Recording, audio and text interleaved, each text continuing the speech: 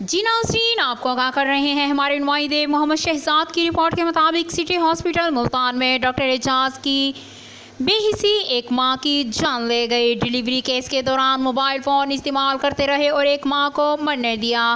जी नाज़रीन, एक बहुत ही अहम खबर से आपको आगाह कर रहे हैं कि सिटी हॉस्पिटल मुल्तान में डॉक्टर एजाज की बेहिसी एक मां की जान ले गए। डिलीवरी केस के दौरान मोबाइल फ़ोन इस्तेमाल करते रहे और एक मां को मरने दिया। हराम लीला के जो तू पैसा कमा रहा ना यहाँ पे, ये तुझे अल्लाह ताला की जात थी, यहाँ तुझे पता चला तुम्हारे ऊपर तीन बच्चियों को यतीम किया,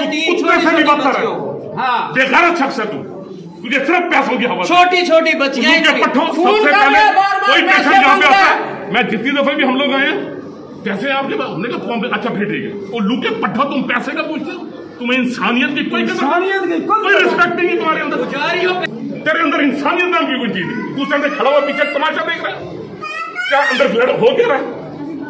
छोटी छोटी पैसा अभी बोल भी नहीं सकती, वो कौन कैसे कौन पालेगा उनको? माँ चली गई उनकी, अब ये बच्चा आ गया, अब इसके बच्चा कैसे पलेगा? सबसे बड़ा मसला ये है। पहले 3 बच्ची है, वो नॉर्मल नहीं है, वो अभी नहीं संभल पा रही है, वो फरार हो गई है।